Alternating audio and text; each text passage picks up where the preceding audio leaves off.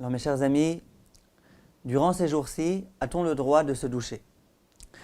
Il existe une grande controverse entre nos maîtres séfarades et nos maîtres ashkénazes à ce sujet.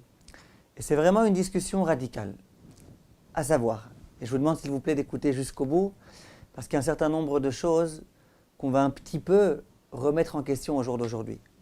Mais d'abord dans les grandes lignes.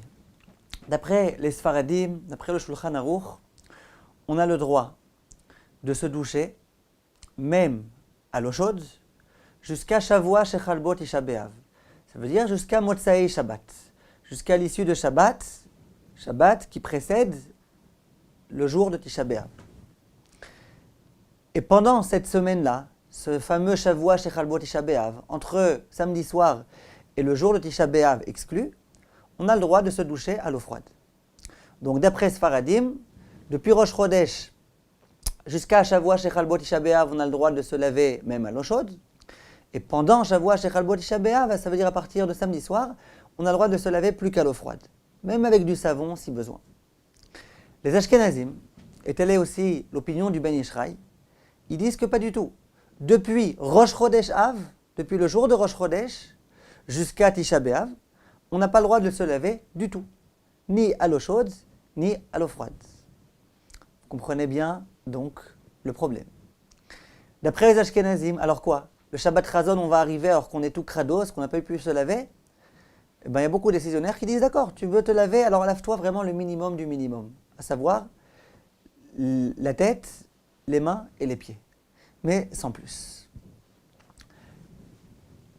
Est-ce permis, par exemple, une question qu'on me pose souvent, pendant cette période qui est malgré tout une période de vacances, de se rendre à la piscine pendant ces jours-ci, de se rendre à la mer pendant ces jours-ci.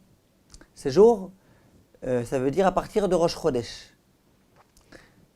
Alors, je vais vous dire, dans les endroits qui sont dangereux, par exemple à la mer, ou par exemple dans des piscines lorsqu'il n'y a pas de maître nageur, pendant ces jours-ci, on évite de se mettre en danger, parce que c'est des jours de châtiment, c'est des jours qui sont propices particulièrement au danger.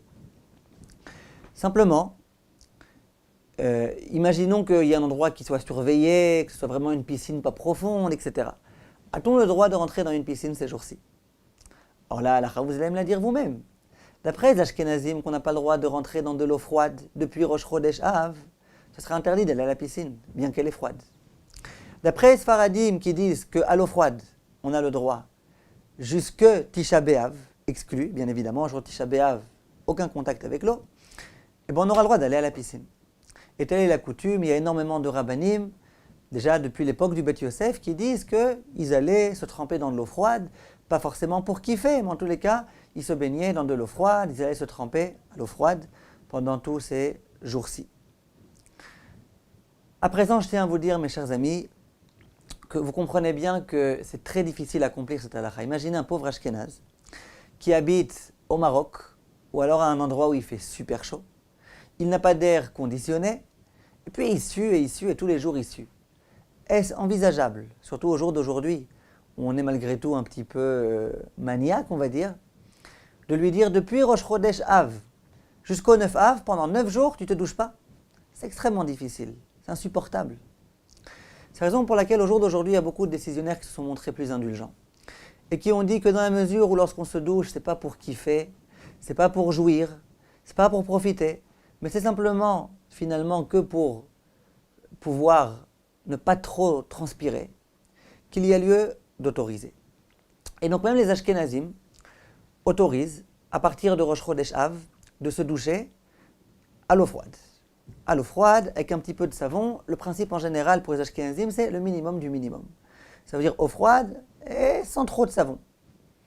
Si jamais la personne ashkénaze ne supporte pas se laver à l'eau froide, on lui autorisera même à l'eau tiède.